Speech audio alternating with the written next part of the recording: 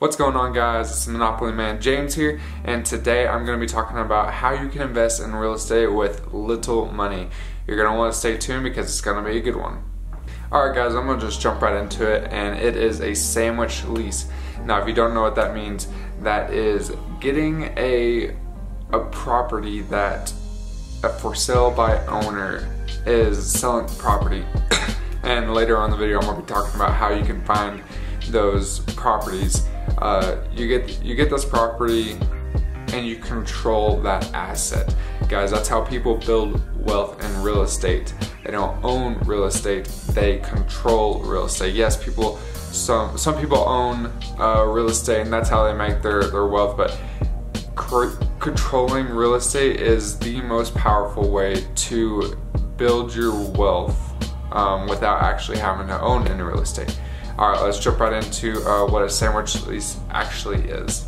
A sandwich lease is where you go on, say, Zillow or Trulia.com. There in the search, you can go to for sale by owner, and in the market that you're wanting to invest in, right?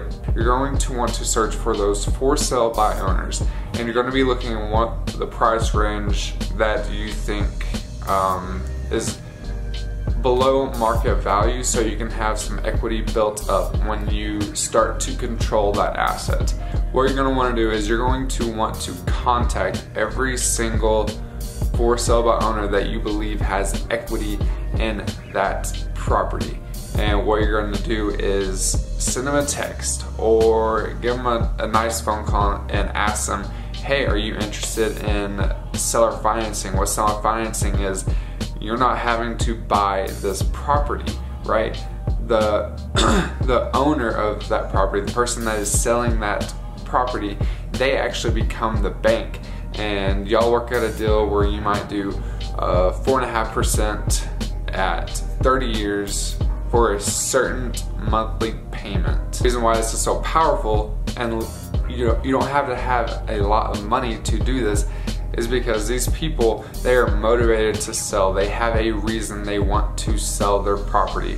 So you can be asking for $1,000, $2,000, $3,000, $5,000 down instead of the typical 20% down a bank is going to require you for that investment property. Also, another key benefit in doing this method is it doesn't take credit. If you don't have good credit, you don't have to worry about it. They're not checking your credit. Once you work out with the owner what the monthly payments are going to be, you are going to turn around and market this property and rent it out or lease it out like Kris Krohn does. He calls it compassionate financing. It's another method of seller financing, right? So what you do is, my method anyways, since I'm an out-of-state investor, is going on Facebook Marketplace, Craigslist, and Zillow, blasting your property on those websites, and you're going to be coming up with the monthly payment for your rent, right? Obviously more than what you are paying monthly for that property. Guys, you just got into a property with hardly any money, any credit, and you're cash flowing now. Okay, so I'm gonna go a little bit deeper into this, right? Hey guys, if you're enjoying the video, if you're taking some sort of value out of this video, please drop a like and a comment down below. It really does help out the channel, and don't forget to hit that subscribe button too, so you can follow my YouTube channel and get more content so you can create financial freedom for yourself. Thanks. Now let's take it back a step. So whenever you're going to the seller to talk about monthly payments, you're going to want to talk with them. This is a different method. It's talking with them, saying, hey, I will buy your property in, let's say, 5 years. I will buy it from you. So I know what you're thinking. Whoa, James, you said we weren't buying property, we are controlling it. It's exactly what I'm talking about. So you're talking with the seller and you're telling them, hey, I will buy this property from you in about 5 years, and I'll get to this later on. And like I said, I'll buy it from you, and every month I'll be paying you monthly payments on time. And what you're going to want to do is whenever you're going and you're finding tenants, you're going to be marketing and doing a rent-to-own. You might have heard of rent-to-own, you might have heard of lease option. It's the same thing. It's another form of sale of financing, like I said before. So what you do is you market your property, and in the contracts, people are going to rent your property for 2 to 3 years, and they will buy it from you. Now maybe something is clicking in your head right now. It's saying, oh, this is how people control property without actually buying them. So whenever you're marketing this to your tenant, in 2 to 3 years, your tenant is going to be paying you monthly cash flow, and you're making the difference between the amount of rent that you set for your tenant and the amount that the seller is charging you. You make that spread, and that's all to you. On my last 2 properties, my cash flow is around $500 to $600 on rent-to-own properties. And so whenever your tenant goes to purchase your property, you in the contracts, you have a minimum purchase price that the buyer has to pay, right? So for example, you set with the seller, the original homeowner, you say, hey, in 5 years I will buy this property from you for simplicity's sake $100,000, but you know that property has $120,000 worth of equity, or not 120,000. You have $20,000 worth of equity, so it's actually worth $120,000. So you've already made that spread, right? So whenever you're marketing this property to other tenants, you let them know, like, hey, in 2 to 3 years in the contracts, it says there's a minimum purchase price that you cannot go below or I get hurt. And a lot of people, they are okay with that. They understand. They're like, okay, yeah, I wouldn't want to get hurt either. I wouldn't want to lose a bunch of money. So what you do is in the contracts, for example, that $20,000 worth of equity, you're going to put in there a minimum purchase price of, let's say, $115,000, right? I always put it around 5-ish% below what the actual price of the property is worth at that time. Now that's a minimum purchase price.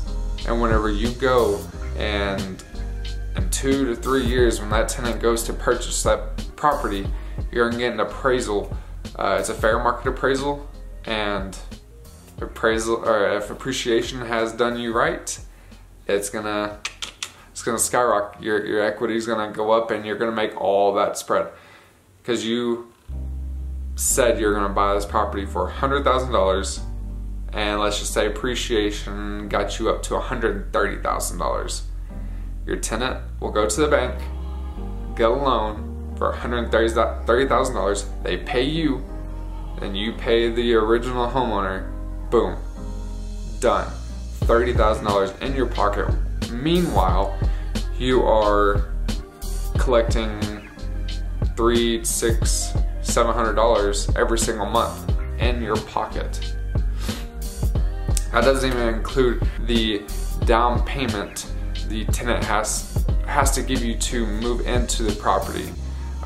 So on my properties, I do $3,000, $5,000, $7,000, $10,000. And obviously, if the down payments are higher, then the monthly payments are going lower. All right, guys, I promised you that bonus video for sticking around to the end of the video, and that bonus is getting a hard money loan for a down payment on a property that you're going to purchase. Now this takes some time, and it's not the most appealing way to do it.